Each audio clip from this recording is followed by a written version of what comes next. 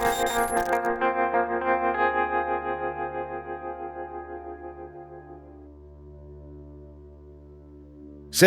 years, that's the average lifespan of an American citizen. If you're in Japan, it's 83. In Canada, 82. 68 in India, and Sierra Leone, 50. 79 years, but not all of those are free.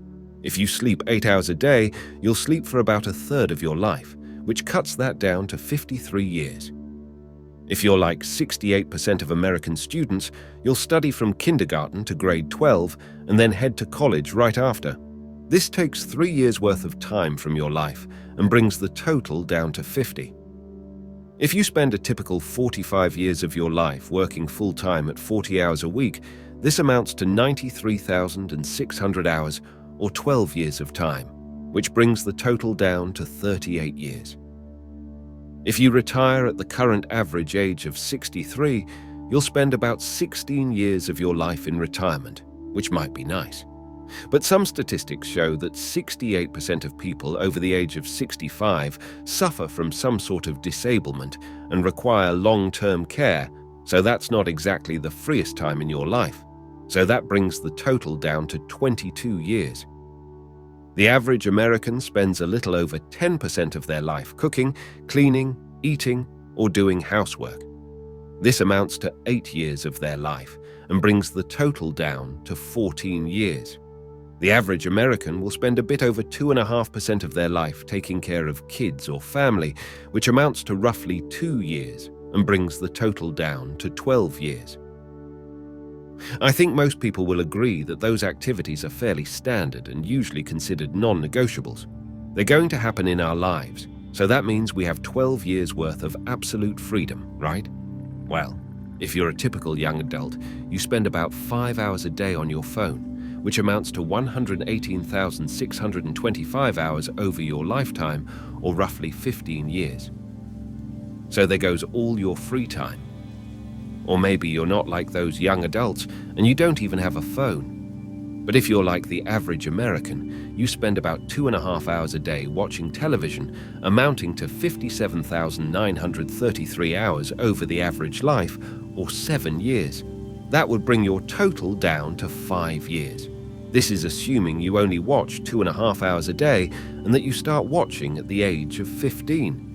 So in reality, this number is probably a lot higher in the modern day. So it's at this point I should ask you, how do you feel? Did it make you sad, happy, shocked, or maybe angry?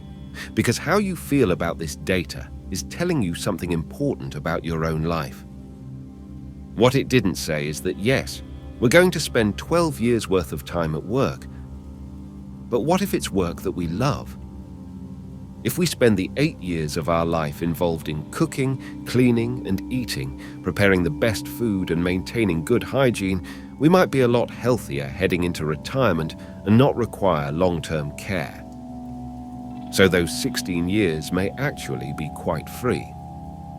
That time spent eating.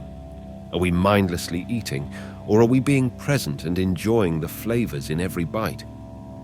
When we're taking care of our kids or family, are we thinking about what happened in the past or the future, or are we indulging in the present and making new memories? Are we truly enjoying the time we spend on our phones, or are we mindlessly scrolling through an infinite loop of articles, videos, and information? Do we enjoy watching TV, or is it just something to do when there's nothing to do? The exact precision of the numbers I've presented isn't important. What is important is the feeling the information gave you. What I'm trying to say is that life, even if we are truly fortunate for the whole 79 years, is extremely short. Life has been around for 3.8 billion years on Earth. You and I are just the tiniest of tiny specks in existence. Whether we like it or not, our clocks are constantly draining our most precious asset. Our time is constantly being fought over, and we might never get it back. If you're working a job you hate, that's 12 years of your life gone. If you aren't healthy or financially prepared for retirement, that's another 16 years gone. If you're in the habit of constantly checking your phone or going home and watching TV on the couch all day, and you don't really enjoy these activities, that's at least another 10 years of your life gone. So it's time to make a decision. We can do what we think we're supposed to do or what people tell us to do, passively let life pass by, and keep on thinking that we have a lot of time left, constantly think about the past and worry about the future. Lose an hour here and an hour there and keep waiting for tomorrow. Or we can truly understand the shortness of life and start taking control of it.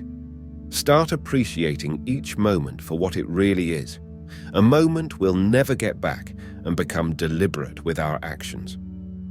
I'm not advocating anyone hastily quit their job or drop out of school, not at all. Self-discipline and delayed gratification are great tools that can be used to maximize overall freedom and enjoyment in life. The only thing I'm advocating is to be mindful of how we spend our own time. Let's go back to that average value of 12 years of freedom for a second. That amounts to 105,120 hours.